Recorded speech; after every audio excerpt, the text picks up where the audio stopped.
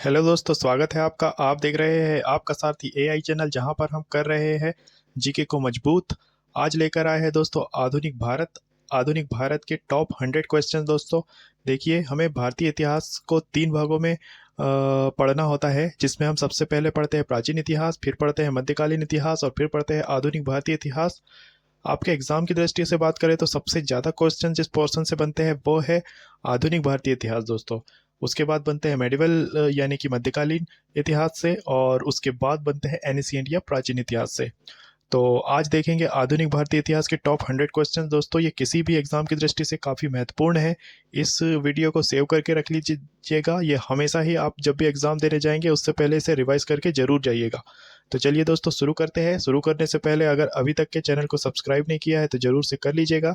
हम रेगुलरली यहाँ पर आपके लिए सेलेक्टेड कंटेंट लाते रहेंगे। तो आज का पहला क्वेश्चन है दोस्तों, 1857 का विद्रोह कहाँ से प्रारंभ हुआ था?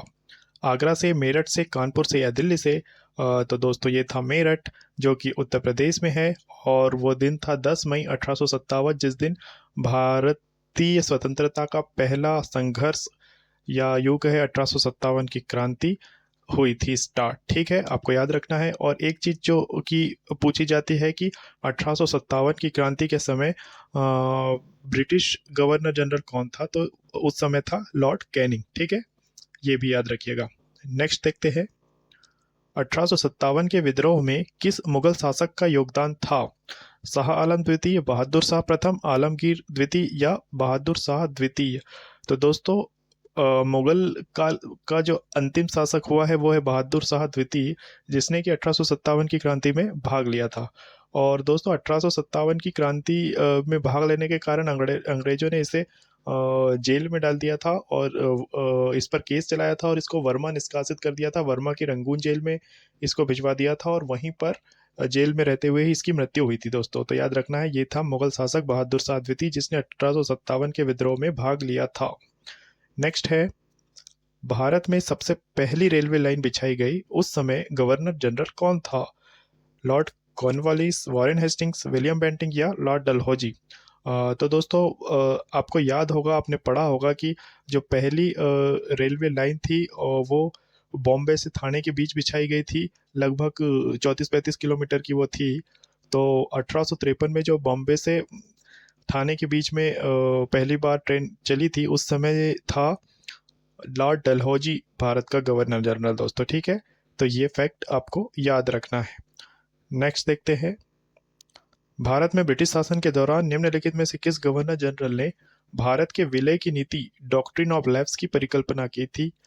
Lord Dalhousie, Warren Hastings, Lord Cornwallis या लॉर्ड कैनिंग? तो दोस्तों ये आपको डॉक्ट्रिन ऑफ लैप्स के लिए भी लॉर्ड डलहौजी को ही याद रखना है दोस्तों। ठीक है, ये डलहौजी के समय की ही बात है।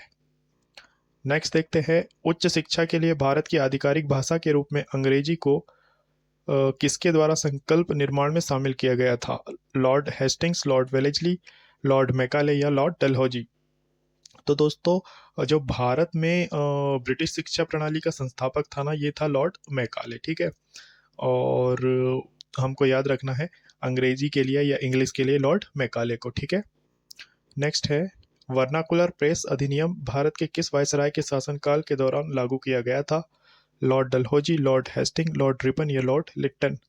तो दोस्तों लिट्टन था। लगभग ये 1880 की बात है, तब ये वर्नाकुलर प्रेस एक्ट लेकर आया था 1880 के आसपास। तो ये उसमें क्या था कि अगर पेपर में या प्रेस में कुछ ऐसी मतलब ब्रिटिश काल से रिलेटेड कुछ भी बातें अगर उसमें आती थी प्रेस में, तो उसमें वो देशद्रोह का केस चला देते थे दोस्तों। ठीक है, तो याद रखना है लॉर्ड लिट्टन को वर्नाकुलर प्रेस अधिनियम के लिए। नेक्स्ट है, जब ईस्ट इंडिया कंपनी द्वारा राजस्व ग्रहण संग्रहण के लिए बंगाल में स्थायी बंदोबस्त लागू किया गया, तब निम्नलिखित में से भारत का गवर्नर जनरल कौन था? Lord Cornwallis, Lord Wellesley, Lord Dalhousie या लॉर्ड कैनिंग? तो स्थायी बंदोबस्त के लिए जाना जाता है लॉर्ड कॉर्नवालिस दोस्तों। ठीक है, स्थायी बंदोबस्त का क्या मतलब है कि जमींदार का स्वामी जब तक बना रहता है, जब तक वो सरकार को राजस्व देता है, ठीक है, तब तक ही। अगर वो किसी तरह से राजस्व नहीं दे पाएगा तो सरकार उसको हड़प लेगी, इस टाइप से। तो याद रखिएगा स्थायी बंदोबस्त यानी लॉर्ड कॉर्नवालिस। नेक्स्ट देखते हैं, जिस वायसराय ने ऐतिहासिक स्मारकों के जीर्णोद्धार और संरक्षण में गहरी दिलचस्पी ली वह कौन था? Lord Ellenborough, lord Auckland, lord Lytton या लॉर्ड कर्जन? तो दोस्तों लॉर्ड कर्जन, जिसको कि आप बंगाल के विभाजन के लिए जानते हैं, इसने एक थोड़ा सा अच्छा काम भी ये किया था कि जो भारत के ऐतिहासिक स्मारक थे उसको सुरक्षित करने का, उसको संरक्षण देने का और उसको थोड़ा बहुत सुधार करने का काम इसने किया था। 1904 में ये लेकर आया था प्राचीन स्मारक संरक्षण अधिनियम। ठीक है, याद रखिएगा। आगे देखते हैं, निम्नलिखित में से बंगाल के किस गवर्नर जनरल ने सती प्रथा को गैर कानूनी घोषित किया था? Lord Charles Canning, Charles Cornwallis, Warren Hastings या विलियम बेंटिक? तो आपको याद होगा दोस्तों कि राजा राम मोहन राय ने सती प्रथा के लिए काफी कार्य किया था। तो उस समय गवर्नर जनरल था विलियम बेंटिंग। ठीक है, जिसको कि हमको याद रखना है, सती प्रथा के लिए ये कानून लेकर के आया था। ठीक है, विलियम बेंटिंग।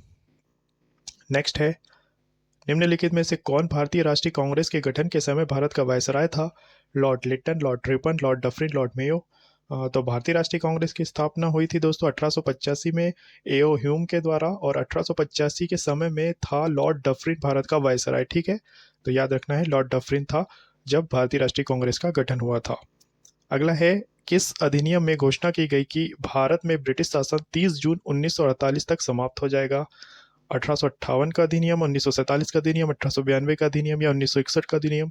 ऑप्शन से आप इजीली पिक कर सकते हैं दोस्तों, यह है 1947 का अधिनियम। ठीक है, उसमें बात की गई थी कि 30 जून 1948 तक के समाप्त हो जाएगा, लेकिन भारत 15 अगस्त 1947 को ही आज़ाद हो गया था। नेक्स्ट है, भारत सरकार अधिनियम खालिस्तान के अंतर्गत ब्रिटिश भारत में अंग्रेजी ईस्ट इंडिया कंपनी का शासन समाप्त कर दिया था?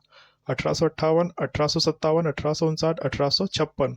तो दोस्तों 1857 की जो क्रांति उभरी थी उसके परिणाम स्वरूप ब्रिटिश जो सरकार थी उसने भारत में ईस्ट इंडिया कंपनी को वापस बुला लिया था, उसके सारे अधिकार छीन लिए थे, और उसके बाद 1858 से क्राउन के तहत, यानी कि जो ब्रिटिश क्राउन है या ब्रिटिश की जो महारानी है उसके नाम पे भारत पे शासन होने लगा था। ठीक है, याद रखिएगा ये फैक्ट को। अगला देखते हैं, सत्ता के अंतिम हस्तांतरण पर चर्चा करने के लिए कैबिनेट मिशन किस वर्ष में भारत आया था? 1946 में, 1945 में, 1943 में या 1942 में? तो कैबिनेट मिशन 1946 यानी कि 1946 में आया था दोस्तों, आपको याद है रखना है। और एक चीज और याद रखिएगा, ये 3 सदस्यों का पैनल था जिसमें थे Lawrence, I think Pethick Lawrence, और क्रिप्स, स्टेफर्ड क्रिप्स और एवी अलेक्जेंडर। ठीक है, 3 लोग इस सदस्य में थे कैबिनेट मिशन में। याद रखिएगा 1946 में आया था भारत। नेक्स्ट, शिक्षा पर वुड डिस्पैच नामक व्यापक आदेश पत्र कब भेजा गया था? 1833, 1854, 1858 या 1813? तो वुड डिस्पैच ऑन 1854, ये आया था 1854 में। ठीक है, और इसको भी आपको लिंक करना है लॉर्ड डलहौजी के साथ, क्योंकि उस समय जो वायसराय था वो था लॉर्ड डलहौजी। नेक्स्ट, 1942 में ब्रिटिश सरकार ने भारत में कौन सा मिशन भेजा था? क्रिप्स, लिनलिथगो, कैबिनेट या लैंसडाउन?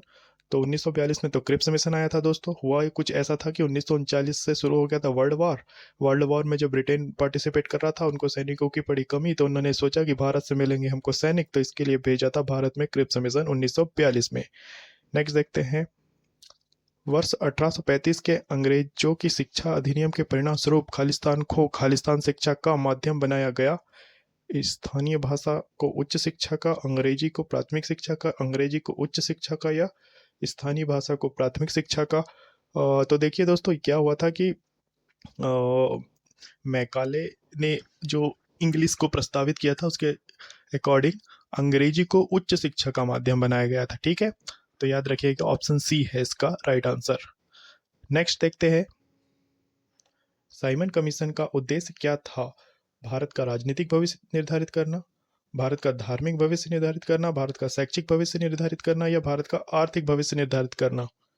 तो देखिए साइमन कमीशन आया था राजनीति से रिलेटेड, तो राजनीतिक भविष्य तय करना, यानी कि ऑप्शन ए है दोस्तों इसका। ठीक है, याद रखिएगा ये 1927 में जॉन साइमन की अध्यक्षता में ये बना था, और ये 1928 में भारत में आया था, और भारतीय लोगों ने इसका काफ़ी विरोध किया था। विरोध इसलिए किया था क्योंकि भारत के भविष्य के लिए बना था और इसमें कोई भी भारतीय शामिल नहीं था, और इसी का विरोध करते हुए लाला लाजपत राय की मृत्यु भी हो गई थी, ये भी याद रखिएगा। नेक्स्ट है, ब्रिटिश सरकार द्वारा चंपारण कृषि कानून कब पारित किया गया था? तो दोस्तों अगर आपको याद होगा तो 1917 में चंपारण का आंदोलन हुआ था, गांधी जी का पहला आंदोलन कंसिडर किया जाता है जो कि, तो उसके बाद 1918 में ये चंपारण कृषि कानून पारित किया गया था जो नील की खेती से रिलेटेड था दोस्तों, है ना, ये भी याद रखिएगा, पूछा जाता है चंपारण का ये जो प्रोटेस्ट था किसके रिगार्डिंग था, तो नील की खेती से रिलेटेड था। ठीक है, नेक्स्ट देखते हैं, भारत में बाल विवाह निषेध अधिनियम किस वर्ष पारित किया गया था? 1929, 1931, 1935 या 1933? तो ये हुआ था 1929 में दोस्तों, है ना।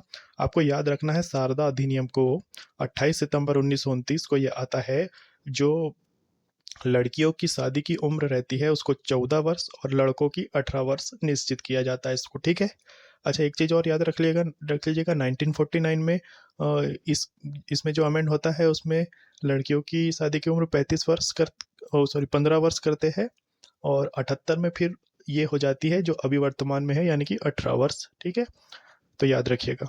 नेक्स्ट, ब्रिटिश भारतीय साम्राज्य की राजधानी को कलकत्ता से दिल्ली कब स्थानांतरित किया गया था? तो देखिए आपको याद ही होगा ब्रिटिश में काल के समय मोस्टली कलकत्ता में भारतीय राजधानी हुआ करती थी, और क्या होता था दोस्तों, कलकत्ता है समुद्र के नज़दीक, तो वहाँ से समुद्री ट्रेड करना, व्यापार करना काफ़ी आसान था, इसलिए कलकत्ता को राजधानी ब्रिटिश लोगों ने बनाया था, और उसको दिल्ली में हस्तांतरित होता है ये 1911 में दोस्तों। ठीक है, तो याद रखिएगा ये 1911 की बात है। नेक्स्ट है, जुलाई 1947 में ब्रिटिश संसद ने भारत के लिए एक स्वतंत्रता विधेयक पारित किया, तब ब्रिटेन का प्रधानमंत्री कौन था? क्लेमेंट एटली, नेविल चैम्बरलेन, रामसे मैकडोनाल्ड या विंस्टन चर्चिल? तो 1947 के समय क्लेमेंट एटली ब्रिटिश का प्रधानमंत्री था दोस्तों। ठीक है, याद रखिएगा। नेक्स्ट देखते हैं, नमक सत्याग्रह का संबंध किससे था? सविनय अवज्ञा आंदोलन, भारत छोड़ो आंदोलन, चंपारण सत्याग्रह या खेड़ा आंदोलन? तो दोस्तों सविनय अवज्ञा आंदोलन की शुरुआत नमक सत्याग्रह से मानी जाती है। हुआ यूँ था कि अगर आपको याद हो तो दांडी मार्च हुआ था 12 मार्च 1930 से, गांधी जी निकले थे नमक बनाने के लिए, जब अंग्रेजों ने नमक बनाने से बनाने पर रोक लगा दी थी भारतीयों के लिए, तो गांधी जी निकले साबरमती आश्रम से, दांडी के समुद्र तट तक के यात्रा की इन्होंने, और ये पहुंचे 6 अप्रैल को 1930 को समुद्र के किनारे, और उन्होंने वहां पर बनाया नमक, और नमक बनाया जैसे ही नमक कानून को तोड़ा, और वहीं से शुरुआत हो जाती है सविनय अवज्ञा आंदोलन की, यानी कि ये बहुत ही प्यार से सरकार की अवज्ञा करना चाहते थे इस आंदोलन से। तो याद रखिएगा ये नमक सत्याग्रह सविनय अवज्ञा आंदोलन से जुड़ा हुआ है। नेक्स्ट, गांधी जी ने किसकी सलाह पर भारत के लोगों को जानने के लिए ब्रिटिश भारत में 1 वर्ष तक यात्रा की थी? कृष्ण शंकर पंड्या, मोहम्मद अली जिन्ना, श्रीमद रामचंद्र या गोपाल कृष्ण गोखले? तो गांधी जी के जो राजनीतिक गुरु थे दोस्तों ये थे गोपाल कृष्ण गोखले, तो ये इन्हीं ने इनको सलाह दी थी, तो याद रखिएगा ऑप्शन डी गोपाल कृष्ण गोखले को। नेक्स्ट है, 1932 में स्थापित हरिजन सेवक संघ के संस्थापक कौन थे? Jawaharlal Nehru, Mahatma Gandhi, Jyotiba Phule, B are Ambedkar? हरिजन जैसा कुछ भी दिखे तो महात्मा गांधी को पिक कर लीजिएगा दोस्तों, ये हरिजन नामक पत्रिका भी चलाते थे। ठीक है, आगे मूव करें दोस्तों, उससे पहले जो आपके गिफ्ट की बात कर लेते हैं, जो आपने थंबनेल में देखा होगा। तो दोस्तों आपके लिए जो गिफ्ट लेकर आए हैं वो है टेलीग्राम चैनल आपका सारथी एआई। ठीक है, आपका अंडरस्कोर सारथी अंडरस्कोर एआई, जिसमें कि कैपिटल में है एस और ए, जो यानी कि पहले लेटर वर्ड के, और इसकी लिंक डिस्क्रिप्शन में रहेगी दोस्तों, इसको ज्वाइन कर लीजिएगा। इसमें इस वीडियो की पीडीएफ भी मिलेगी, और साथ ही साथ जो सिलेक्टेड कंटेंट है, सिर्फ जीके का नहीं, अदर सब्जेक्ट का भी, रीजनिंग, मैथ्स, जो कि आपके एग्जाम की दृष्टि से इंपॉर्टेंट होंगे, वो सब मिलेंगे। और अंतर क्या रहेगा दोस्तों इसमें और जो बाकी के अदर्स चैनल है उसमें? तो अंतर ये रहेगा कि हम अप्रोच कर रहे हैं कि हमारी जॉब 2025 में हो जाए, तो 2025 के लिए अगर हमको जॉब चाहिए तो हमको पढ़ना पड़ेगा सिर्फ सेलेक्टेड कंटेंट। अगर हम पूरा पूरा पढ़ना शुरू कर देंगे, मान लीजिए कि ये आज जो टॉपिक कर रहे हैं आधुनिक भारत, अगर इसके हम 100 की बजाय 1000 क्वेश्चंस लगाते तो हो तो जाता ये पूरी तरह से कवर्ड, और इसके बाहर से कोई क्वेश्चन भी नहीं बनता, लेकिन क्या इससे हमारा सिलेक्शन होता? इसमें टाइम बहुत ज़्यादा लग जाता दोस्तों, और 2025 में तो हमारा सिलेक्शन होता नहीं, होता वो 2026 या 2027 में। तो यहाँ पर एआई रिसर्च के माध्यम से जो सेलेक्टेड कंटेंट है वो देने की कोशिश है दोस्तों, ताकि आपका जो कई सारे रिसोर्सेज में उलझे हुए रह जाते हो, वो चीज़ इससे दूर होगी दोस्तों, ठीक है। तो चैनल के साथ जुड़ जाइएगा। टेलीग्राम चैनल का लिंक डिस्क्रिप्शन में है, वहाँ से इसको ज्वाइन कर लीजिएगा। और ये इस यूट्यूब चैनल को भी सब्सक्राइब कर दीजिएगा, वीडियो को लाइक कर लीजिएगा, और ये वीडियो को डाउनलोड करके भी अपने पास रख लीजिएगा, ताकि आप एग्जाम से पहले इसको और रिवाइज कर सके, ठीक है। तो शुरू करते हैं, रिज्यूम करते हैं क्वेश्चंस आगे के। तो अब है, गांधी जी 1915 में किस वर्ष की उम्र में दक्षिण अफ्रीका से भारत लौटे थे? यानी कि ये कितने वर्ष इनकी उम्र थी जब ये दक्षिण अफ्रीका से वापस लौटे थे? तो थोड़ा सा कैलकुलेट कर लीजिए दोस्तों। आप सभी को याद तो होगा कि 2 अक्टूबर 1869 को होता है इनका जन्म। तो 69 से इधर हुए 31 और उधर हुए 15, तो 31 और 15 यानी कि 46, ठीक है। 46 वर्ष के थे ये जब ये दक्षिण अफ्रीका से भारत लौटे थे 1915 में। एक चीज और याद रखिएगा दोस्तों, ये लौटे थे 10 जनवरी के दिन में, तो उस दिन हम मनाते हैं प्रवासी भारतीय दिवस, तो ये भी याद रखिएगा। नेक्स्ट है, निम्नलिखित में से किसने महात्मा गांधी के साथ पूना समझौते पर हस्ताक्षर किए थे? अली बंधु, चित्तरंजन दास, ज्योतिबा फुले या भीमराव अंबेडकर? तो दोस्तों, ये जब गांधी जी यरवदा जेल में थे सविनय अवज्ञा आंदोलन के दौरान, तब ये पूना समझौता होता है अंबेडकर और महात्मा गांधी के बीच में, ठीक है। ये जो दलित कम्युनिटी होती है, ST SC, इनको संसद में चुनावी सीट वगैरह में आरक्षण से के रिगार्डिंग ये पैक्ट था, पूना पैक्ट, ठीक है। नेक्स्ट देखते हैं, किस घटना के बाद महात्मा गांधी ने फरवरी 1922 में असहयोग आंदोलन वापस ले लिया था? सेंट्रल असेंबली में बम ब्लास्ट, जलियांवाला बाग नरसंहार, काकोरी ट्रेन डकैती या चौरा चोरी घटना? तो दोस्तों, क्या होता है, 4 फरवरी 1922 को चौरा चोरी में एक घटना घटती है कि जो गुस्साई भीड़ रहती है, ये एक पुलिस स्टेशन को जला करके भस्म कर देती है। कई सारे लोग इसमें आग की चपेट में आ जाते हैं, पुलिस वाले, और उनकी मृत्यु हो जाती है। तो गांधी जी को लगता है कि ये जो इनका असहयोग आंदोलन है, ये होते जा रहा है, मतलब हिंसक होते जा रहा है। तो हिंसा के घोर विरोधी थे गांधी जी, तो ये अपना जो असहयोग आंदोलन है, इसको वापस ले लेते हैं दोस्तों, ठीक है। 4 फरवरी 1922, ये डेट भी आपको याद रखना चाहिए। नेक्स्ट देखते हैं, खेड़ा गुजरात में पाटीदार किसानों ने अंग्रेजों की निम्नलिखित में से किस मांग के विरुद्ध अहिंसक अभियान चलाया था? श्रम की निम्न दर, या अत्यधिक लंबे समय तक काम, या भूमि का उच्च राजस्व, या फसलों के कम दाम? तो दोस्तों, ये दुखित थे, जो उच्च राजस्व था ना, जो लैंड में इनको ज्यादा टैक्स देना होता था, भूमि का उच्च राजस्व, ऑप्शन सी ये इसका आंसर होगा। ये रिलेटेड है 1918 के खेड़ा सत्याग्रह से, ठीक है। नेक्स्ट देखते हैं, किंग जॉर्ज पंचम और क्वीन मैरी के स्वागत के लिए 1924 में कौन सा स्मारक बनाया गया था? Gateway of India, Bombay cancel, Victoria memorial या छतरी बाइटन? तो मुंबई का गेटवे ऑफ इंडिया है दोस्तों, ये बनाया गया था, ठीक है, याद रखिएगा, जब जॉर्ज पंचम और क्वीन मैरी 1924 में भारत आए थे। नेक्स्ट, मित्र मेला किसके द्वारा स्थापित एक क्रांतिकारी संगठन था? भूपेंद्र नाथ बोस, खुदीराम बोस, विनायक सावरकर या शिशिर कुमार बोस? तो आपने वीर सावरकर के बारे में सुना होगा, विनायक सावरकर, तो ये थे जिन्होंने मित्र मेला बनाया था दोस्तों, ठीक है। नेक्स्ट है, 8 अप्रैल 1929 को निम्नलिखित में से किन दो क्रांतिकारियों ने केंद्रीय विधानसभा में बम फेंका था? भगत सिंह और राजगुरु, या भगत सिंह और रामप्रसाद बिस्मिल, भगत सिंह या बटुकेश्वर दत्त, या भगत सिंह और सुखदेव? तो जो सेंट्रल असेंबली में बम वो फेंकते हैं दोस्तों, ये थे भगत और बटुक, ठीक है, बटुकेश्वर दत्त। ऑप्शन सी, भगत सिंह और बटुकेश्वर दत्त। नेक्स्ट है, सोहन सिंह भकना और हरदयाल मुख्य रूप से निम्नलिखित में से किस संगठन से जुड़े थे? गदर पार्टी, किसान सभा, अनुशीलन समिति या युगांतर? तो देखिए, लाला हरदयाल और सोहन सिंह ने बनाई थी गदर पार्टी दोस्तों, ठीक है। ये बनी थी 1913 में सैन फ्रांसिस्को में, ठीक है। इसका मुख्यालय सैन फ्रांसिस्को में था, ये भी याद रखिएगा, एक बार पूछा गया था गदर पार्टी के लिए सोहन सिंह भकना और हरदयाल को। नेक्स्ट है, निम्नलिखित पंक्तियां किसकी थी? सरफरोशी की तमन्ना अब हमारे दिल में है, देखना है जोर कितना बाजुए कातिल में है, रामप्रसाद बिस्मिल, भगत सिंह, रासबिहारी बोस या सुभाष चंद्र बोस? तो ये सरफरोशी की तमन्ना ये लिखी थी दोस्तों रामप्रसाद बिस्मिल ने, ठीक है। ये भगत सिंह के ग्रुप में ही शामिल थे और अक्सर ये पंक्तियों को गुनगुनाया करते थे, तो याद रखिएगा रामप्रसाद बिस्मिल को सरफरोशी की तमन्ना के लिए। नेक्स्ट है, पंडित मदन मोहन मालवीय को किसके नारे को लोकप्रिय बनाने का श्रेय दिया जाता है? वंदे मातरम, इंकलाब जिंदाबाद, जय जवान जय किसान, सत्यमेव जयते? देखिए, मदन मोहन मालवीय जो थे, जिन्होंने कि हिंदू यूनिवर्सिटी बनाई थी, और ये जाने जाते हैं सत्यमेव जयते को लोकप्रिय बनाने के लिए, ठीक है। याद रखिएगा, हिंदी के विद्वान थे ये, ठीक है।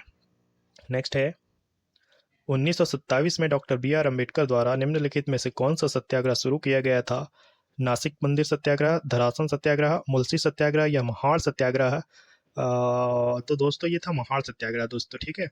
ये महाराष्ट्र में हुआ था, एग्जैक्ट जगह तो याद नहीं आ रही है अभी मुझे, लेकिन महाराष्ट्र का था। ये हुआ ये था कि डॉक्टर अंबेडकर जो थे ये छुआछूत के रिगार्डिंग काम कर रहे थे उस समय। तो होता क्या था कि वो तालाब वालाब का जो पानी होता है ना गांव के किनारे, वहां पर दलितों को यूज नहीं करने दिया जाता था, वो पानी वो नहीं ले पा रहे थे, तो इसके अगेंस्ट इन्होंने महाड़ सत्याग्रह चलाया था, ठीक है, याद रखिएगा। ये महाराष्ट्र में हुआ था।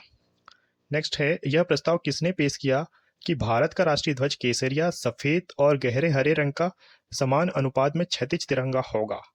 सरदार वल्लभ भाई पटेल, जवाहरलाल नेहरू या महात्मा गांधी या डॉक्टर राजेंद्र प्रसाद?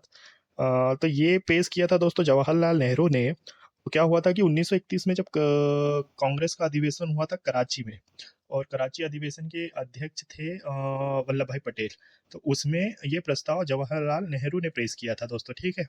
और आपको तिरंगे झंडे के लिए एक नाम और याद रखना है, पिंगली वेंकैया का, जिन्होंने इसका डिजाइन बनाया था, ठीक है, ये भी पूछा जाता है। नेक्स्ट है, चितरंजन दास ने चुनाव लड़ने के लिए 1923 में किसके साथ मिलकर स्वराज पार्टी की स्थापना की थी? वल्लभ भाई पटेल, राजेंद्र प्रसाद, मोतीलाल नेहरू या जवाहरलाल नेहरू? तो जो स्वराज पार्टी थी ये चितरंजन दास और मोतीलाल नेहरू की थी। मोतीलाल नेहरू जो कि जवाहरलाल नेहरू के पिता थे दोस्तों, इन्होंने 1913 में स्वराज पार्टी बनाई थी, ठीक है। नेक्स्ट है, जलियांवाला बाग हत्याकांड पर किसने अपनी पीड़ा और गुस्सा जताते हुए नाइटहुड की उपाधि वापस लौटा दी थी? दादा भाई नौरोजी, बदरुद्दीन तैयब जी, रविंद्रनाथ टैगोर या सुरेंद्रनाथ बनर्जी? तो दोस्तों ये थे गुरुदेव रविंद्रनाथ टैगोर ने दोस्तों नाइटहुड की उपाधि अपनी लौटा दी थी जलियांवाला बाग हत्याकांड जो हुआ था उसके उससे दुखित होकर, ठीक है। और जलियांवाला बाग आपको याद रखना है 13 अप्रैल 1919 को हुआ था, ठीक है, अमृतसर में। नेक्स्ट है, ज्योतिराव गोविंदराव फूले ने 1873 में मूर्ति पूजा और जाति व्यवस्था के खिलाफ लड़ने के लिए निम्नलिखित में से किसकी स्थापना की थी? यंग बंगाल संशोधन, सत्यशोधक समाज, श्री नारायण गुरु धर्म परिपालन या आर्य समाज? तो ये था सत्यशोधक समाज जिसकी स्थापना की थी गोविंदराव फूले ने 1873 में, ठीक है। नेक्स्ट है, हिंदू धर्म के भीतर बुराइयों पर प्रहार करने के लिए आत्मीय सभा की स्थापना कब की गई थी? 1839, 1814 या 1828 या 1845 में? तो आत्मीय सभा 1814 में बनी थी राजा राम मोहन राय के द्वारा, ठीक है, तो याद रखिएगा। 1828 में बनाया था इन्होंने ब्रह्म समाज। नेक्स्ट है, भारत में प्रथम महिला विश्वविद्यालय की स्थापना किसके द्वारा की गई थी? धोंडो केशव कर्वे, आशुतोष मुखर्जी, विलियम हंटर या सईद अहमद खान? तो ये जो प्रथम महिला विश्वविद्यालय थी ये थी धोंडो केशव कर्वे के द्वारा बनाए गए, ठीक है, याद रखिएगा धोंडो केशव कर्वे को। नेक्स्ट है, विधवा पुनर्विवाह संघ 1861 के संस्थापक के रूप में किसे जाना जाता है? आत्माराम आत्माराम पांडुरंग, आरजी भंडारकर, द्वारकानाथ टैगोर या महादेव गोविंद रानाडे? तो ये रानाडे जी थे दोस्तों जिन्होंने 1861 में विधवा पुनर्विवाह संघ की स्थापना की थी दोस्तों, ठीक है, रानाडे जी को याद रखिएगा। नेक्स्ट है, 1828 में धार्मिक सुधारों के लिए ब्रह्म समाज की स्थापना का श्रेय किसे दिया गया? तो ये आप सभी को शायद याद भी होगा, ये राजा राम मोहन राय थे दोस्तों, ठीक है। नेक्स्ट है, निम्नलिखित में से रामकृष्ण परमहंस के शिष्य कौन थे? स्वामी दयानंद, स्वामी सहजानंद, स्वामी विवेकानंद या स्वामी श्रद्धानंद? तो स्वामी विवेकानंद के गुरु थे दोस्तों रामकृष्ण परमहंस, तो ऑप्शन सी स्वामी विवेकानंद को याद रखिएगा। नेक्स्ट है, आध्यात्मिक सत्य की खोज के लिए गठित तत्वबोधिनी सभा की स्थापना किसने की थी? केशव चंद्र सेन, राजा राम मोहन राय, देवेंद्रनाथ टैगोर या दयानंद सरस्वती? तो जो तत्वबोधिनी सभा थी इसके लिए आपको याद रखना है देवेंद्रनाथ टैगोर को, ये जो थे रविंद्रनाथ टैगोर के पिता थे दोस्तों, ठीक है। नेक्स्ट है, बैक टू वेदास, वेदों की ओर लौटो, किस सुधार आंदोलन का नारा था? देव समाज, ब्रह्म समाज, प्रार्थना समाज या आर्य समाज? तो आर्य समाज ने ये स्लोगन दिया था दोस्तों, बैक टू वेदास, यानी कि वेदों की ओर लौटो। नेक्स्ट है, आधुनिक शिक्षा को देश के आधुनिक विचारों के प्रसार के साधन के रूप में देखने वाले प्रथम समाज सुधारक कौन थे? राजा राम मोहन राय, डी के कर्वे, सावित्रीबाई फुले या विवेकानंद? तो राजा राम मोहन राय थे दोस्तों जिन्होंने ब्रह्म समाज की स्थापना की थी। ये जाने जाते हैं आधुनिक भारत के पुनर्जागरण के लिए, आधुनिक शिक्षा के लिए, तो याद रखिएगा राजा राम मोहन राय को। नेक्स्ट है, बनारस में हिंदू कॉलेज की स्थापना कब हुई थी? 1785, 1786, 1791 या 1784? ये हुई थी 1791 में, ठीक है, याद रखिएगा। बनारस के हिंदू विश्वविद्यालय से कंफ्यूज मत होइएगा, ये 1916 में जो एमएमएम यानी कि मदन मोहन मालवीय ने बनाई थी वो अलग है, ये अलग है। नेक्स्ट है, लाला लाजपत राय किस संगठन के एक सक्रिय सदस्य थे? आर्य समाज, ब्रह्म समाज, ब्रह्मो सभा या प्रार्थना सभा? तो आर्य समाज के थे दोस्तों ये, ठीक है, सदस्य लाला लाजपत राय जी। नेक्स्ट है, स्वामी विवेकानंद ने शिकागो में विश्व धर्म संसद में अपना प्रसिद्ध भाषण कब दिया था? 1893, 1891, 1892, 1894? तो ये दिया था इन्होंने 1893 में दोस्तों, ठीक है। याद रखिएगा, शिकागो का ये विश्व प्रसिद्ध भाषण है स्वामी विवेकानंद का। इन्होंने इसमें अमेरिका के मेरे भाइयों और बहनों इस तरह से स्टार्ट किया था इसको, और ये मानिए कि वहाँ के लोग कंटिन्यू 10-15 मिनट तक बस तालियां ही बजाते रह गए थे, तो याद रखिएगा। नेक्स्ट है, स्वामी दयानंद सरस्वती द्वारा स्थापित आर्य समाज का उद्देश्य क्या था? निरंकुश शासन स्थापित करना, अंग्रेजों के खिलाफ उठ खड़े होना, वस्तु विनिमय व्यापार की प्रथा को प्रोत्साहित करना, या हिंदू धर्म में सुधार करना? तो ये था दोस्तों ऑप्शन डी, हिंदू धर्म में सुधार करना। आर्य समाज का याद रखना है, 1875 में इसकी स्थापना दयानंद सरस्वती ने की थी, ठीक है। नेक्स्ट है, ज्योतिबा फुले ने 1873 में गुलामगिरी निम्नलिखित में से किस भाषा में लिखी थी? अंग्रेजी, मराठी, हिंदी या गुजराती? तो ये जो गुलामगिरी है ये मराठी में लिखी थी। ये जो ज्योतिबा फुले थे ये महाराष्ट्र से ही आते थे, पुणे महाराष्ट्र में थे, तो याद रखिएगा ये मराठी में लिखे थे गुलामगिरी। नेक्स्ट है, निम्नलिखित में से किसने 1825 में वेदांत कॉलेज की स्थापना की थी? स्वामी दयानंद सरस्वती, ईश्वरचंद विद्यासागर, राजा राममोहन राय या स्वामी विवेकानंद? तो वेदांत कॉलेज है राजा राममोहन राय जी द्वारा स्थापित, ठीक है, याद रखिएगा। नेक्स्ट है, भारतीय राष्ट्रीय कांग्रेस की प्रथम महिला अध्यक्ष कौन थी? सरोजनी नायडू, आसफ अली, एनी बेसेंट या उषा मेहता? तो ये थी एनी बेसेंट, ठीक है, जो कि कांग्रेस की प्रथम महिला अध्यक्ष थी। नेक्स्ट है, सैयद अहमद खान ने 1875 में कहाँ में मोहम्मडन एंग्लो ओरिएंटल कॉलेज की स्थापना की? अलीगढ़, कलकत्ता, दिल्ली या लाहौर? तो अलीगढ़ मुस्लिम विश्वविद्यालय याद होगा आपको, ये किया था इन्होंने अलीगढ़ में। और ये उस समय तो एक मदरसा टाइप ही था, लेकिन आज ये एक बड़ी यूनिवर्सिटी है, ठीक है, याद रखिएगा। नेक्स्ट है, भारतीय राष्ट्रीय कांग्रेस ने कब औपनिवेशिक भारत में पहला स्वतंत्रता दिवस मनाया था? 2 अक्टूबर 1929, 29 दिसंबर 1929, 15 अगस्त 1930 या 26 जनवरी 1930? तो दोस्तों 1930 में 26 जनवरी के दिन इन्होंने भारत का पहला स्वतंत्रता दिवस मनाया था, जब ब्रिटिश औपनिवेशिक काल था तब ही, और उसी दिन फिर हमने आगे चलकर भारत का गणतंत्र या भारत का संविधान अपनाया था, ठीक है, 26 जनवरी को, याद रखिएगा। नेक्स्ट है, भारतीय राष्ट्रीय कांग्रेस के निम्नलिखित अधिवेशनों में से किस अधिवेशन की अध्यक्षता पहली बार एक महिला ने की थी? तो अभी हमने देखा था एनी बेसेंट बनी थी पहली कांग्रेस की अध्यक्ष, और इन्होंने किया था 1917 में कलकत्ता अधिवेशन को की अध्यक्ष था, ठीक है। नेक्स्ट है, भारतीय राष्ट्रीय कांग्रेस का विभाजन कब हुआ था? ये 1901, 1905, 1903 या 1907 में? तो 1907 के सूरत अधिवेशन में कांग्रेस इसमें चेंज हो गई थी, या एक नरम दल और गरम दल में, इस टाइप से इनका विभाजन हो गया था 2 वर्गों में। नेक्स्ट है, थियोसॉफिकल सोसाइटी के संस्थापक कौन थे? Annie Besant, Madam Bhikaji Cama, Charles W Leadbeater और एमिली लुटियंस, एच.पी. ब्लावत्स्की और कर्नल ऑलकैट? तो दोस्तों ये थे एच.पी. ब्लावत्स्की और कर्नल ऑलकैट, जिन्होंने थियोसॉफिकल सोसाइटी की स्थापना की थी। नेक्स्ट है, सुभाष चंद्र बोस के राजनीतिक गुरु कौन थे? एम.जी. रानाडे, महात्मा गांधी, जवाहरलाल नेहरू या चित्तरंजन दास? तो सुभाष चंद्र बोस मानते थे चित्तरंजन दास को अपना गुरु, ठीक है, याद रखिएगा। नेक्स्ट है, स्वतंत्रता पूर्व भारत में गरीबी रेखा पर चर्चा करने वाला पहला व्यक्ति कौन था? दादा भाई नौरोजी, महालनोबिस, डॉक्टर बी.आर. अम्बेडकर या आर के शनमुखम शेट्टी? तो दादा भाई नौरोजी, जो कि ग्रेट ओल्ड मैन कहे जाते हैं भारत के, इन्होंने सबसे पहले गरीबी रेखा पर बात की थी, ठीक है। नेक्स्ट है, किस नेता ने हमें सी आर फॉर्मूला दिया था? सी राजगोपालाचारी, तिलक, सी आर दास या महात्मा गांधी? तो सी आर नाम से ही है दोस्तों, ये सी राजगोपालाचारी का फॉर्मूला था, ठीक है, याद रखिएगा। नेक्स्ट है, उस ऑपरेशन का नाम क्या था जिसके कारण हैदराबाद राज्य का भारत में विलय हुआ? ऑपरेशन सनराइज, ऑपरेशन एकता, ऑपरेशन पोलो या ऑपरेशन गेटवे? तो ये था दोस्तों ऑपरेशन पोलो। 1948 की बात है, जब ये मान नहीं रहे थे, वहाँ के निजाम हैदराबाद के भारत में शामिल नहीं हो रहे थे, तो उस समय थे गृह मंत्री हमारे सरदार वल्लभ भाई पटेल। उन्होंने बोला कि बुलाओ सेना को, बुलाओ पुलिस को और लॉन्च करो ऑपरेशन पोलो, और ऑपरेशन पोलो के बाद हुआ निजाम का या हैदराबाद का भारत में विलय, ठीक है। नेक्स्ट है, विश्व भारती विश्वविद्यालय के संस्थापक कौन थे? मदन मोहन मालवीय, हरदयाल, स्वामी विवेकानंद या रविंद्रनाथ टैगोर? तो ये थी गुरुदेव रविंद्रनाथ टैगोर की संस्था दोस्तों, ठीक है, याद रखिएगा, विश्व भारती विश्वविद्यालय के लिए रविंद्रनाथ टैगोर को।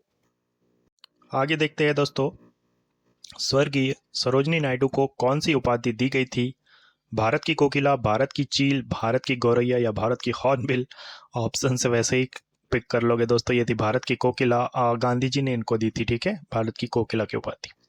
अगला है, भारत का राष्ट्रीय गीत वंदे मातरम बंकिम चंद्र चट्टोपाध्याय द्वारा लिखित उपन्यास खालिस्तान से लिया गया एक अंश है। सरस्वती चंद्र, दुर्गेश नंदिनी, आनंद मठ या विश्ववृक्ष? तो ये आनंद मठ था दोस्तों, ठीक है ना, आनंद मठ से लिया था हमारा वंदे मातरम। अगला है, निम्नलिखित में से भूदान यज्ञ भूमि उपहार आंदोलन के संस्थापक कौन थे? महात्मा गांधी, ताराबाई शिंदे, आत्माराम जोशी या विनोबा भावे? तो भूदान आंदोलन के लिए याद रखना है आचार्य विनोबा भावे जी को, ठीक है। अगला है, निम्नलिखित भारतीय स्वतंत्रता सेनानियों में से किसकी हत्या कर दी गई थी? जवाहरलाल नेहरू, महात्मा गांधी, नाना साहिब या बाल गंगाधर तिलक? तो हत्या तो इसमें हुई थी महात्मा गांधी की 1948 में दोस्तों, ठीक है ना, 30 जनवरी 1948 को नाथूराम गोडसे ने कर दी थी महात्मा गांधी जी की हत्या। 30 जनवरी से हम मनाते हैं शहीद दिवस, तो याद रखिएगा ये। अगला है, निम्नलिखित स्वतंत्रता सेनानियों में से कौन 1885 में पुणे में फर्ग्यूसन कॉलेज के संस्थापकों में से एक थे? सुभाष चंद्र बोस, बाल गंगाधर तिलक, सरदार वल्लभ भाई पटेल और लाला लाजपत राय? तो ये थे बाल गंगाधर तिलक जी, ठीक है, जिनका नाम जुड़ा हुआ है फर्ग्यूसन कॉलेज से। नेक्स्ट, निम्नलिखित में से किस पार्टी ने बंगाल के विभाजन के कदम का समर्थन किया था? Ghadar Party, Forward Bloc, All India Muslim League, Bharatiya Communist Party? तो ये मुस्लिम लीग थी जिन्होंने बंगाल विभाजन में उसको सपोर्ट किया था, ठीक है। 1905 में हुआ था लॉर्ड कर्जन के समय, ये भी याद रखिएगा। नेक्स्ट है, निम्नलिखित में से भारत सरकार के किस अधिनियम के साथ मॉन्टेग्यू चेम्सफोर्ड सुधारों ने प्रांतों में द्वैत शासन की शुरुआत की थी? भारत सरकार अधिनियम 1945, भारत सरकार अधिनियम 1935, भारत सरकार अधिनियम 1923 या भारत सरकार अधिनियम 1919? तो देखिए, मॉन्टेग्यू चेम्सफोर्ड आया था 1919 में, इतना याद रख लीजिएगा बस। नेक्स्ट है, कानपुर के विद्रोही नाना साहब निम्नलिखित में से किस पेशवा के पुत्र थे? ये नाना साहब जिन्होंने 1857 की क्रांति में भाग लिया था, ये थे बाजीराव द्वितीय, जो मराठा शासक थे, उनके पुत्र थे नाना साहब, ठीक है। नेक्स्ट है, निम्नलिखित में से किस नेता ने बारतोली सत्याग्रह का नेतृत्व किया था? तो लाला लाजपत राय, मोतीलाल नेहरू, सी राजगोपालाचारी या वल्लभ भाई पटेल? तो सरदार वल्लभ भाई पटेल को बारदोली की जो महिला है, ये इनके साथ इन्होंने लीड किया था, मतलब वल्लभ भाई पटेल ने, और बारदोली की महिलाओं ने इनको सरदार की उपाधि दी थी, ठीक है, याद रखिएगा। अगला है, निम्नलिखित में से किस वर्ष में सुभाष चंद्र बोस ने महात्मा गांधी को राष्ट्रपिता कहा था? 1942, 1944, 1939 या 1941? 1944 में कहा था दोस्तों। वैसे कोई खास बनती नहीं थी सुभाष चंद्र बोस और महात्मा गांधी की, लेकिन शायद 1944 में सुभाष चंद्र बोस को लगा था कि अब आगे महात्मा गांधी को ही लीड करना है, इस टाइप से, या जो भी हो। नेक्स्ट है, 1939 के त्रिपुरी कांग्रेस अध्यक्ष चुनाव में पट्टाभी सीतारमैया किससे हार गए थे? सुभाष चंद्र बोस, राजेंद्र प्रसाद सुभाष चंद्र बोस या जवाहरलाल नेहरू? तो ये तो जीते थे अपने सुभाष चंद्र बोस जी, ठीक है, त्रिपुरी यानी कि जबलपुर में जो हुआ था, जबलपुर के त्रिपुरी में, ठीक है। अगला है, बदरुद्दीन तैयब जी ने सन किसमें अध्यक्ष के रूप में कांग्रेस को संबोधित किया था? 1887, 1888, 1885, 1886? तीसरे थे ये, 85, 86, 87, तो ये 1887 में किया था, ठीक है। ये क्वेश्चन कुछ ऐसा पूछा जाएगा आपसे कि पहले मुस्लिम कौन थे जो भारतीय राष्ट्रीय कांग्रेस के अध्यक्ष रहे? तो ये बदरुद्दीन तैयब जी को ऐसे भी याद रखिएगा, 1887 में। नेक्स्ट है, भारतीय राष्ट्रीय कांग्रेस के अध्यक्ष कौन थे जब भारत ने वर्ष 1947 में स्वतंत्रता प्राप्त की? अब्दुल कलाम आजाद, वल्लभ भाई पटेल, जवाहरलाल नेहरू या जेबी कृपलानी? तो 1947 में आज़ादी के समय तो थे जेबी कृपलानी, ठीक है, जब भारत आज़ाद हो रहा था तो ये जेबी कृपलानी थे। नेक्स्ट है, भारत का राष्ट्रगान जन गण मन पहली बार भारतीय राष्ट्रीय कांग्रेस के किस अधिवेशन में गाया गया था? कलकत्ता, लाहौर, बेलगाम या त्रिपुरी? तो ये था 1911 का कलकत्ता अधिवेशन, जहां पर हमने पहली बार जन गण मन को गाया था, ठीक है। तो ये थे दोस्तों कुछ क्वेश्चंस आधुनिक भारत के। इसमें जो भी कुछ बाकी रह गए होंगे हम इसे भी जल्दी ही कवर कर लेंगे स्टैटिक जीके में। तो आप उसके लिए परेशान मत होइएगा। बाहर आपको इसकी पीडीएफ भी मिल ही जाएगी। टेलीग्राम चैनल पे जुड़ जाइएगा, लिंक डिस्क्रिप्शन में है। चैनल को लाइक कर ली वीडियो को लाइक कर दीजिएगा, चैनल को सब्सक्राइब कर लीजिएगा और बने रहिएगा। हम आपके लिए सेलेक्टेड कंटेंट रेगुलरली लाते रहेंगे। आपके लिए बहुत सारा ऑल द बेस्ट और मिलते हैं जल्दी ही नेक्स्ट वीडियो में।